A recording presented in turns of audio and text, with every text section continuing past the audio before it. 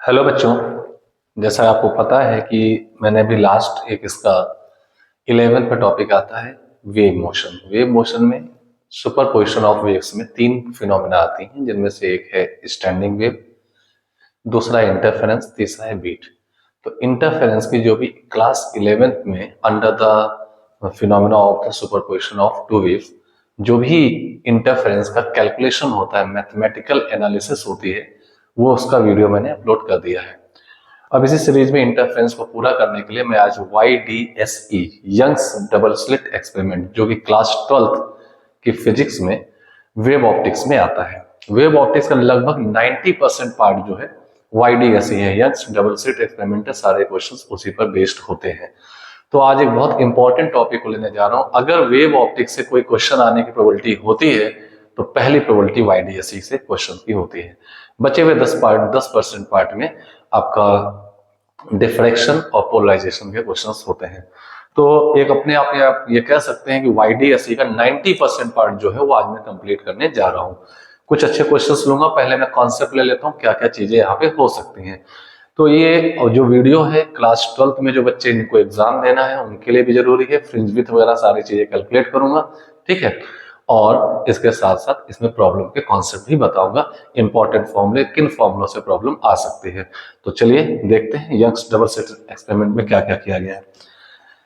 यहां पर क्या किया है, एक स्क्रीन एक्स ले ली है। ये एक एक्स स्क्रीन है, इसमें एक पिन होल किया गया है, एक स्लिट, जैसा कि नाम है स्लिट। स्लिट मतलब एक पिन होल होगा या एक स्क्रैच टाइप होगा।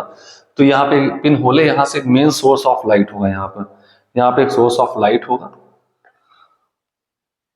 Source of monochromatic light,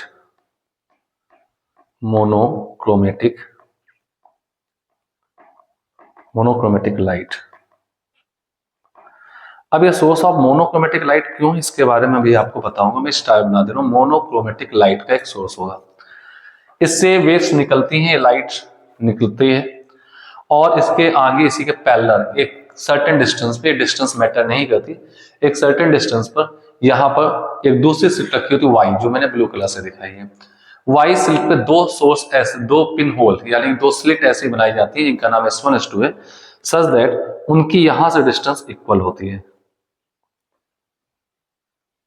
equal distance, such that SS1 equal to SS2, ऐसा सेम डिस्टेंस ले लिया जाता है, ठीक है। अब इनका एक कॉमन पॉइंट यहां होता है, O डैश मान लेता हूं मैं, और एक थर्ड स्क्रीन है जहां पे हम इंटरफेरेंस पैटर्न देखते हैं, ये इसको O मान लेते हैं, ठीक है, राइट। इस पॉइंट को हम O ले लेते हैं और ये कॉमन इंटरसेक्शन पॉइंट है। S1 S2 का मिड पॉइंट हुआ O डैश, ठीक है। अब यहां से चलने वाली वेव्स, ये जो दो S1 S2 आते हैं, ये आपके हो जाते हैं coherent sources. S1 and S2 जो यहाँ पे मिल जाते हैं, S1 एंड S2 ये कोहेरेंट सोर्सेस हैं, कोहेरेंट सोर्सेस हो जाते हैं। S1 S2 कोहेरेंट सोर्सेस हो जाते हैं, ठीक है। अब इनसे चलने वाली जो लाइट वेव है वो आगे जाके के थर्ड स्क्रीन पर इंटरफेरेंस पैटर्न क्रिएट करती है, ठीक है। तो मान लेते हैं सपोज यहां पे कोई पॉइंट P है, P की एक लोकेशन है Z स्क्रीन के सेंटर पॉइंट से XM डिस्टेंस पे, इसको लोकेशन मान लेते हैं XM। यहां पर ये दोनों वेव्स मीट करती हैं, यहां से चलने वाली, ये ऐसे चली थी और ये अब P पर मीट करेंगे इस टाइप से, ये गई, एक यहां से गई,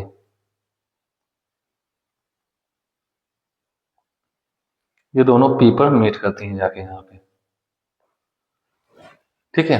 तो यहां पर कुछ ना कुछ इंटेंसिटी का डिस्ट्रीब्यूशन होगा इस पूरी स्क्रीन पे। स्क्रीन पे इंटेंसिटी का डिस्ट्रीब्यूशन कैसे होगा वो भी मैं आपको दिखाऊंगा, और कुछ चीजें यहाँ पे और सॉल्व करेंगे, ठीक है।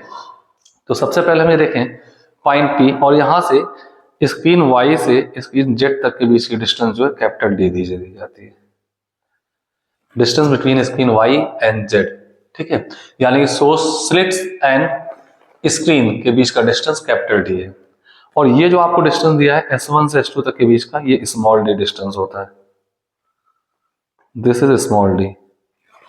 स्मॉल डी डिस्टेंस है S1 से S2 के बीच का डिस्टेंस है, तो मैं यहां लिख देता हूं small D is the distance S1 and S2, ये डिस्टेंस। और ये गिवन स्मॉल डी बहुत छोटा होता है कंपेयर टू कैपिटल डी, ये भी ध्यान रखिएगा, मैंडेटरी है, ठीक है।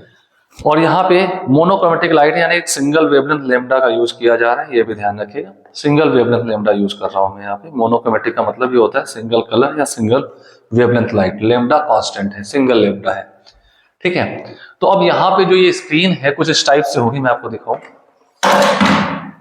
कुछ ऐसे ही स्क्रीन है, ये इसका सेंटर पॉइंट O होगा, यहाँ पे कहीं वेव्स दो आके मिल रही है इस पॉइंट में। तो इस स्क्रीन को मैं ऐसे दिखाऊं तो इस पूरे स्क्रीन पे डिफरेंट लोकेशन पे इंटेंसिटी का अलग अलग टाइप से एक डिस्ट्रीब्यूशन मिलेगा। तो ये जो डिस्ट्रीब्यूशन मिला इसको हम इंटरफेरेंस पैटर्न कहते हैं। क्या कहते हैं? इंटरफेरेंस पैटर्न कहते हैं। तो पहले मैं आपको दिखाता हूँ यहाँ इंटरफेरेंस पैटर्न बनेगा कैसे। तो मैं डायग्राम ले लेता हूँ, कुछ ऐसा बनेगा।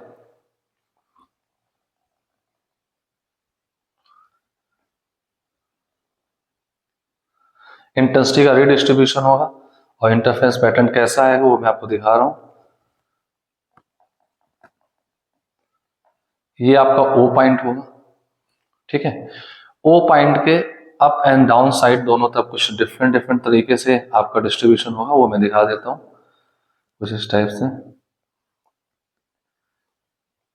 दिस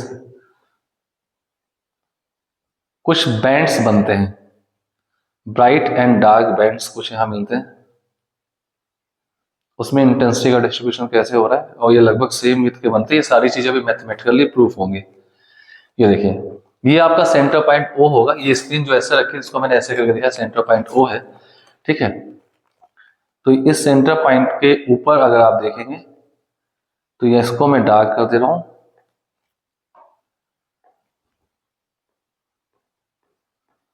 ऑल्टरनेट में ब्राइट एंड डार्क बैंड्स बनेंगे।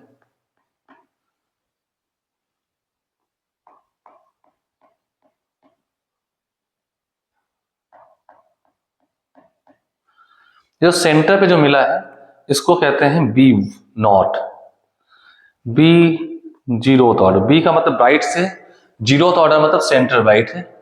इसके बाद ऊपर की ओर बढ़े तो B1 फर्स्ट ब्राइट है, इसके बाद आगे देखें तो B2 दिखेगी, सेकेंड ब्राइट बैंड। इस बैंड को ही फ्रिंज कहा जाता है। अब मैं बात कर लूं अगर जो डार्क मिल रहे हैं ऑल्टरनेट में, डार्क बैंड मिल रहे हैं, तो ये आपके पास ऊपर देखेंगे D1 और ये ऊपर D2 और फिर B के बाद एक D3 भी यहां मिलेगा एंड सो ऑन, ऐसे बैंड्स मिलते चले जाएंगे। अगर मैं डाउनवर्ड की बात करूं इसको D-1 लिख सकते हैं। डाउन साइड पहला डार्क बैंड है, डाउन साइड दूसरा डार्क बैंड D-2 मैंने लिख दिया। ऐसे में B की बात करूं तो B को मैं ऐसे लिख सकता हूं B1 B-1, इसके बाद B-2 and so on. Alternate order पे ब्राइट एंड डार्क बैंड मिलते जाएंगे। तो मैं यहां कुछ पॉइंट लिख दे रहा हूं। B0 का मतलब है सेंटर ब्राइट बैंड। ऐसे B1 का मतलब आप समझ लो upward first bright band, upward second bright band, और B-1 -2 का मतलब downward first and second bright band, ठीक है। D1 का मतलब फर्स्ट डार्क बैंड, ये डार्क का मतलब है यहाँ इंटेंसिटी लो होगी, ठीक है, यानी इंटेंसिटी का रीडिस्ट्रीब्यूशन हुआ है इंटरफेरेंस फिनोमेना में पोजीशन के अकॉर्डिंग, ठीक है। तो ये जो बैंड्स हैं इन्हीं बैंड्स को हम लोग फ्रिंज नाम देते हैं। These bands are known as fringe, these bands are known as fringe,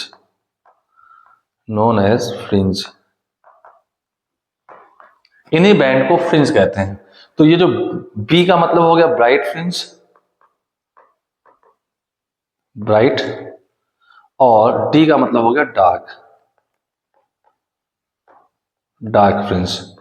तो इनको फ्रिंज कहते हैं। और ये पैटर्न मिल रहा है इसी को बोलते हैं इंटरफेरेंस पैटर्न।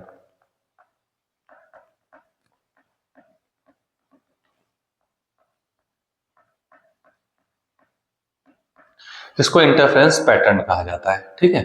तो इस टाइप से आपको देखने को मिलेगा। तो कितनी लोकेशन पे या कहां पे ब्राइट बनेगा, कहां डार्क बनेगा, या इसकी विड्थ क्या होगी। अब मैं आपको बताऊं तो दो सक्सेसिव ब्राइट के बीच का गैप या दो सक्सेसिव डार्क के बीच का गैप, उसी को बोला जाता है फ्रिंज विड्थ। तो गैप बिटवीन अब यहां एक डेफिनेशन लिख लेते हैं, gap between two successive bright और dark fringes is known as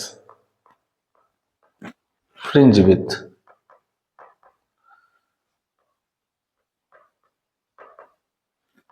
Fringe width. Gap between two successive bright और dark fringes is known as fringe width. इसको कुछ बुकों में W से या बीटा से रिप्रेजेंट किया जाता है, ठीक है, W या बीटा से इसको रिप्रेजेंट किया जाता है। तो चलिए, ये जो हमारा आर्टिकल है, ये आर्टिकल हमारा फ्रिंज विड्थ के लिए ही है। इसी के कैलकुलेशन के लिए सबसे पहला पॉइंट हम सॉल्व करेंगे फ्रिंज विड्थ, फ्रिंज की लोकेशन और फ्रिंज विड्थ के लिए हम लोग सॉल्व करेंगे, ठीक है।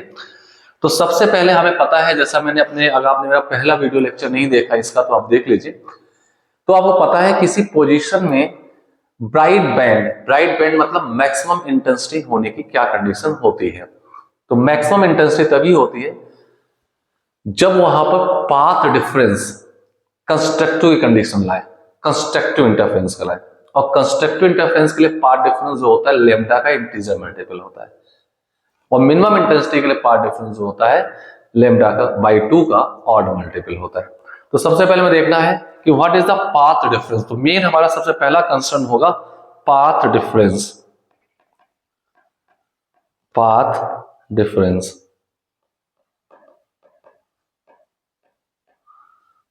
डिफरेंस कैलकुलेट करना हमारा पहला और मेजर कंसर्न होगा।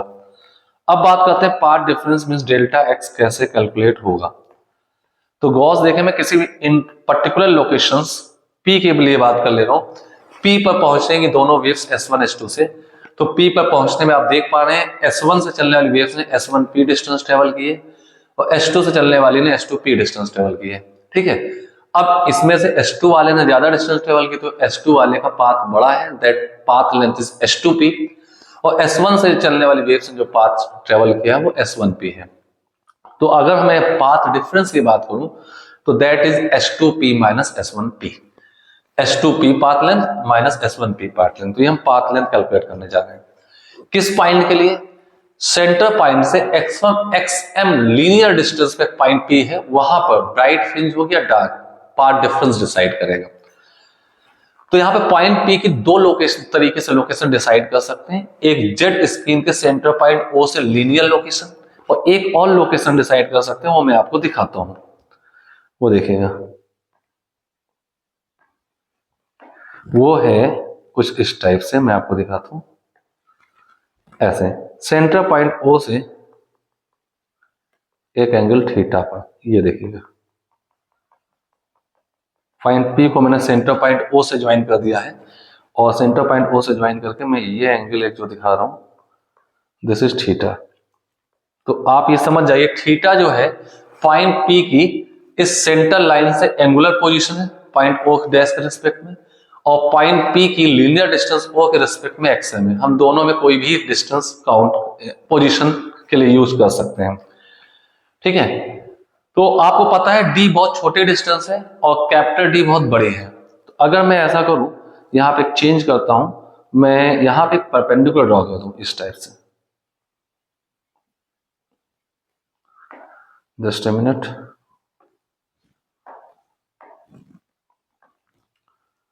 पाथ डिफरेंस निकालने में क्या करेंगे, यहां से ऐसे एक परपेंडिकुलर ड्रॉ कर देते हैं, ऐसे। अगर आप देखें इस डायग्राम को मैं जूम करके दिखाऊं, तो ऐसे एक मैंने एक परपेंडिकुलर ड्रॉ कर दिया, this one and this one,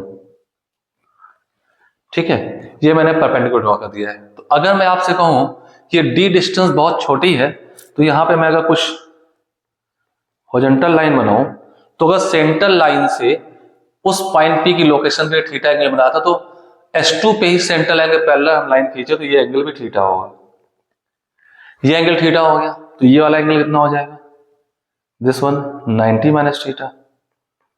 तो दिस वन एंगल कितना हो जाएगा, दिस वन थीटा।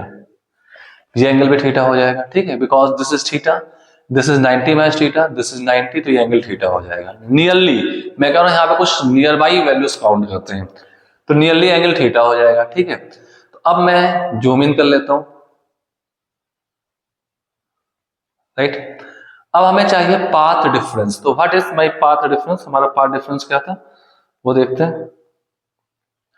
तो पाथ डिफरेंस जो होगा, हमारा पाथ डिफरेंस जो होगा दैट इज डेल्टा एक्स होगा S2P माइनस S1P, और पाथ डिफरेंस डेल्टा एक्स को हम nearly equal to S2 into, मैं इस पॉइंट को A मान लू, दिस पॉइंट इज A,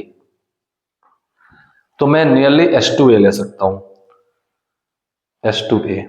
अब ये जो डायग्राम ऊपर बना हुआ है, इस डायग्राम को मैं अलग से आपको दिखाता हूं नीचे, ठीक है। ये देखिए कुछ ऐसे,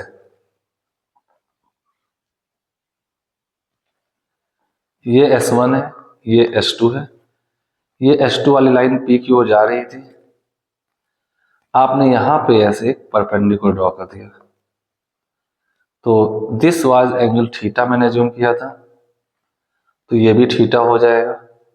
इस पॉइंट को मैंने A मान लिया है, ठीक है।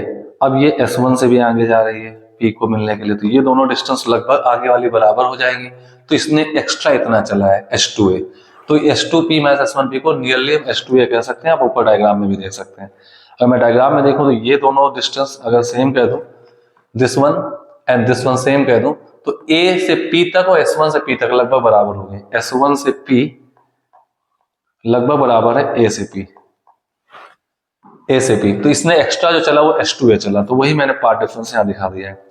अब अगर मैं S2A की बात करूं तो आपके पास यहाँ एक ट्रायंगल दिख रहा है, इस ट्रायंगल थीटा के लिए ये परपेंडिकुलर हो जाएगा, और ये S1 S2 डिस्टेंस D है, ठीक है, ये डिस्टेंस D है, तो आप यहां कह सकते हैं right triangle, triangle S2A, A पे 90 डिग्री बन रहा है, ये 90 डिग्री, S2A S1, तो S2A upon S1 S2 equal to sine theta, तो S2A कितना आ जाएगा, S1 S2 साइन थीटा, और S1 S2 कितना है, D है, तो S2A जो आपके पास आ जाएगा D साइन थीटा, ये आपके पास पार्ट डिफरेंस आ गया। तो पार्ट डिफरेंस डेल्टा एक्स आपके पास आ जाएगा D साइन थीटा, ये आपके पास पार्ट डिफरेंस आ गया, ठीक है। तो ये आपके पास पार्ट डिफरेंस आ चुका है। कई बार कई प्रॉब्लम में ये पार्ट डिफरेंस डायरेक्टली आपका यूज होता है, तो मैं आपको सलाह देता हूं इस पार्ट डिफरेंस को याद रखिएगा, d sine theta. Theta angular location है centre of the both slit से पॉइंट पी की थर्ड स्क्रीन पे, ठीक है, और डी दोनों स्लिट के बीच का गैप है, राइट। अब क्योंकि यहां एंगल बहुत छोटे हैं, तो मैं कह सकता हूं sine theta nearly equal to tan theta if theta is very small, theta is very small। अब ये tan थीटा कैसे निकलेगा, आपके पास एक राइट एंगल ट्रायंगल दिख रहा है, देखिए, ठीक है। अब राइट एंगल ट्रायंगल जो दिख रहा है वो दिख रहा है पी ओ ओ डैश, इसमें देखिए, इसमें ये बेस हो जाएगा डी, ये थीटा है, तो tan थीटा हो एक्सएम अपॉन कैपिटल डी, देखिए XM upon capital D, PO distance upon O distance, XM upon capital D tan theta हो जाएगा। तो आपके पास पाथ डिफरेंस डेल्टा एक्स की एक वैल्यू और आ जाएगी डी tan थीटा, तो हो जाएगा D x M upon capital D, ये पाथ डिफरेंस एक और आ जाएगा, इसको भी याद रखना है। लेकिन ये नियर बाई आंसर है, क्योंकि मैंने यहाँ पर नियरली इक्वल ले लिया, थीटा बहुत स्मॉल मान करके, ठीक है, राइट। ये पार्ट डिफरेंस आ गया। अब आपके पास आता है कंडीशन, पॉइंट पी पर ब्राइट फ्रिंज बनेगी, यानी कि ब्राइट बैंड बनेगा, कंस्ट्रक्टिव इंटरफेरेंस होगा या डिस्ट्रक्टिव, इन दोनों के लिए पॉसिबिलिटीज हम चेक करते हैं, ठीक है। तो चलिए स्टार्ट करते हैं। Case one, case one, case one पे अगर मैं बात करूं तो मैं कह सकता हूं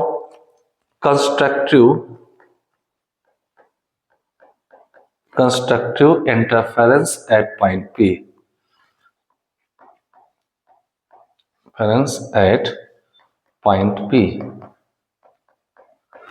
पॉइंट पी पे कंस्ट्रक्टिव इंटरफेरेंस हो, यानी कि ब्राइट फ्रिंज बने, ब्राइट फ्रिंज। अगर पॉइंट पी पर कंस्ट्रक्टिव इंटरफेरेंस यानी कि ब्राइट फ्रिंज बने तो इसकी क्या कंडीशन होगी, तो हमें पता है उसके लिए एक स्पेशल कंडीशन होती है, पाथ डिफरेंस जो होना चाहिए, पाथ डिफरेंस। अगर आपको नहीं पता तो मेरा पहला वीडियो जरूर देखिए, मैंने वहां सारे इसके पॉइंट बता रखे हैं। पाथ डिफरेंस जो होगा एम लेमडा के इक्वल होगा। एम कोई नंबर हो सकता है, it's starting from 0 1 2 3 and so on, ठीक है।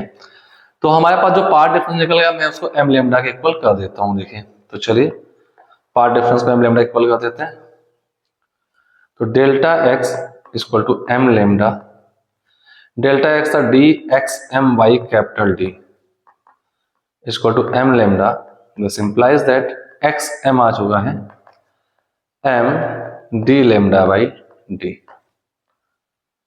ये आप पास है। और ये जो है location of mth bright fringe है, एमएथ ब्राइट फ्रिंज है, bright fringe. This is the location of mth bright fringe, यानी कि एमएथ मतलब कोई नंबर होगा, पहला दूसरा तीसरा कुछ भी आप कह सकते हैं। अब गौर देखिए इसकी यूनिट जो आएगी metre, metre upon metre, metre है, यानी कि लोकेशन एक्सएम कहां से, एक्सएम अगर मैं आपको डायग्राम में दिखाऊं तो यहां से centre point of the Z screen से एक्सएम डिस्टेंस पर, अगर एक्सएम नीचे जो आर्टिकल आया है उससे ट्यून करती है, मैच करती है, तो ये एमएथ ब्राइट फ्रिंज की लोकेशन को बता देगी, ठीक है। तो यहां पास आ गया है location of mth bright fringe, ठीक है। तो अब मैं यहां पे एम की वैल्यू डालता हूं, एम 0 करने पर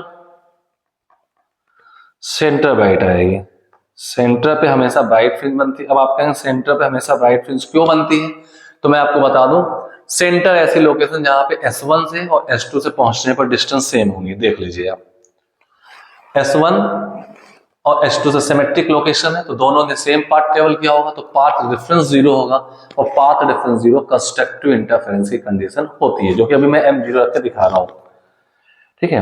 तो सेंटर ब्राइट M0 कर दें तो X0 जो आएगा वो 0 पर आ जाएगा, यानी कि सेंटर पॉइंट O से 0 डिस्टेंस पर। M1 रख दें तो फर्स्ट ब्राइट आएगा, फर्स्ट ब्राइट,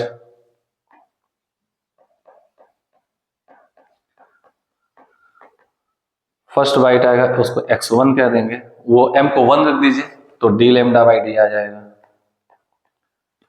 यानी कि पहली ब्राइट कहां पर होगी, सेंटर से D lambda by D distance पर होगी। M को 2 रख दीजिए, सेकेंड ब्राइट X2 जो आ जाएगा 2D लेमडा बाई डी पर होगा। अच्छा, किन्हीं दो सक्सेसिव ब्राइट के बीच का गैप ले लें, तो जैसा हमने बताया फ्रिंज विड्थ जो होती है एनी टू सक्सेसिव फ्रिंजेस के बीच का गैप होता है, तो gap between any two successive bright fringes, तो gap between any to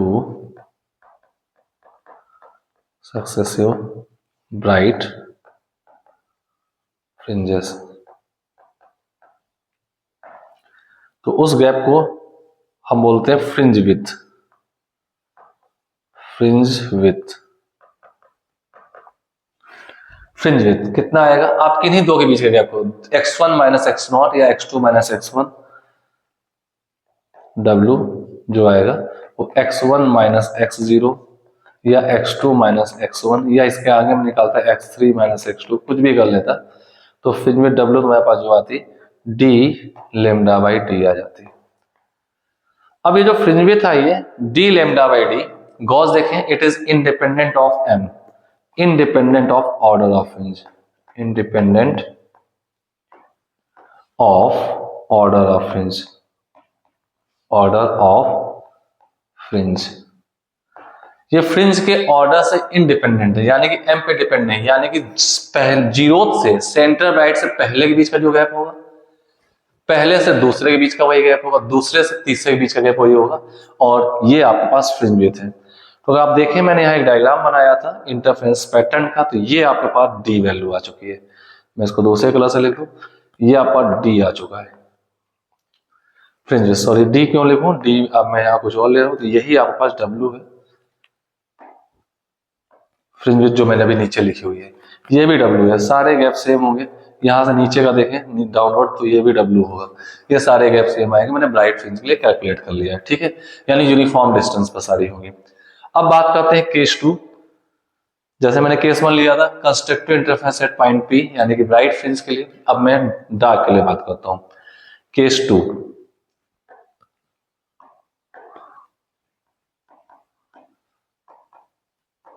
destructive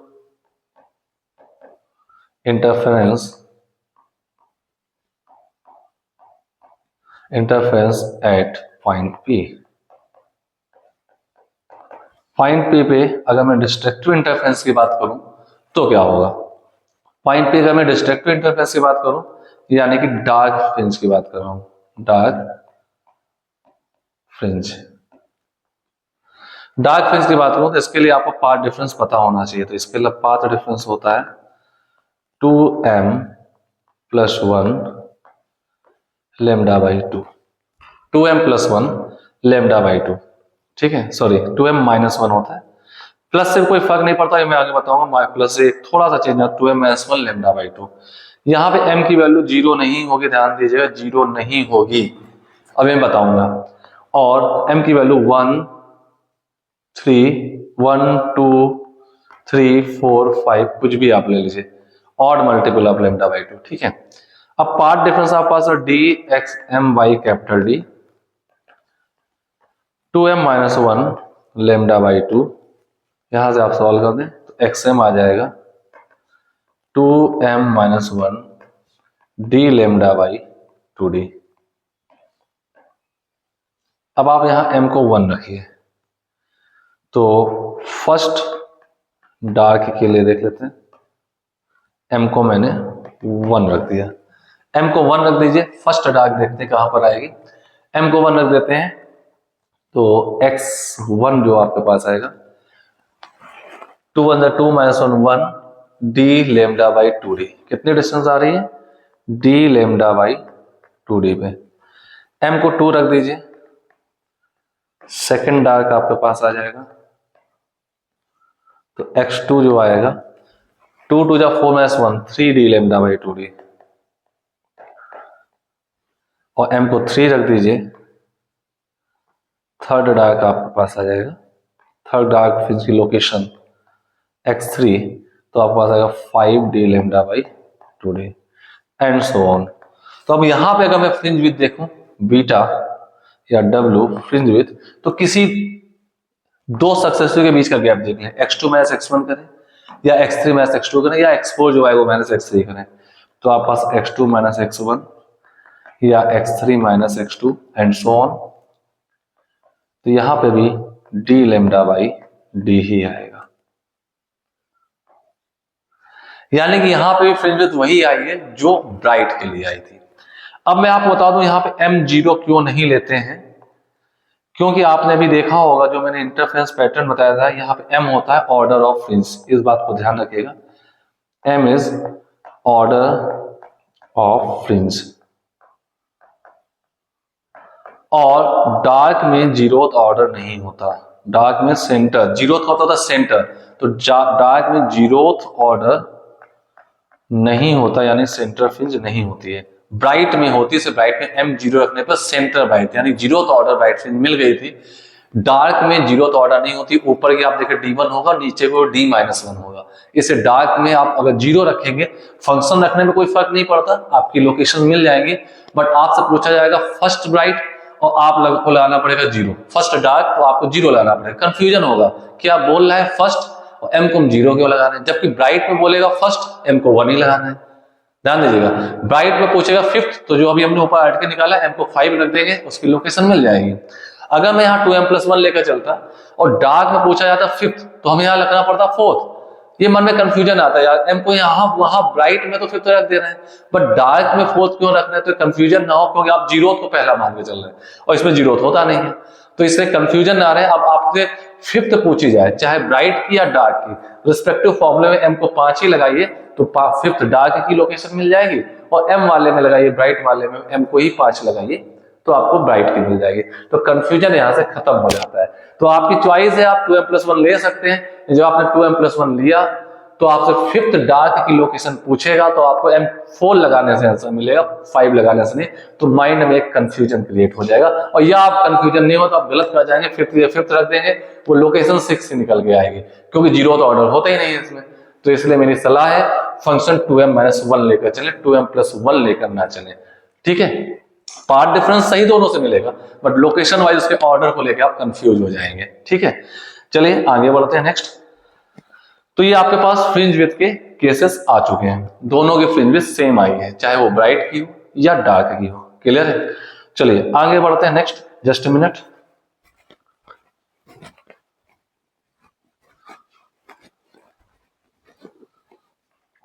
ठीक है, तो इतना अभी 30 मिनट का वीडियो हो चुका है, इस वीडियो को देखिए ध्यान से, और मैं इसके बाद अगला इसका एक वीडियो और डाल दूंगा आपको, जिसमें कि मैं इसमें ग्लास स्लैब रख दी जाए तो क्या चेंजेस आएंगे और क्या चेंजेस होंगे। तो ये आपको एक थर्ड पार्ट में 30 मिनट से कुछ वीडियोस मिल जाएंगे, तो ये आपको ज्यादा बेटर समझ में आएगा, ठीक है ना। तो चलिए मिलते हैं नेक्स्ट वीडियो में। इसी के बाद तुरंत मैं इसमें ग्लास स्लैब रखने का इफेक्ट डालूंगा, इस पूरे सिस्टम को पानी में इमर्स कर दिया तो क्या इफेक्ट होगा, बैक साइड के पार्ट डिफरेंस कैलकुलेट करने में क्या चेंज होंगे, तो ये सारे वीडियो अभी मैं इसमें अपलोड कर दूंगा। Okay, keep on watching, stay tune, और कमेंट करके बताते रहें आप क्या सीख पाए। Thank you.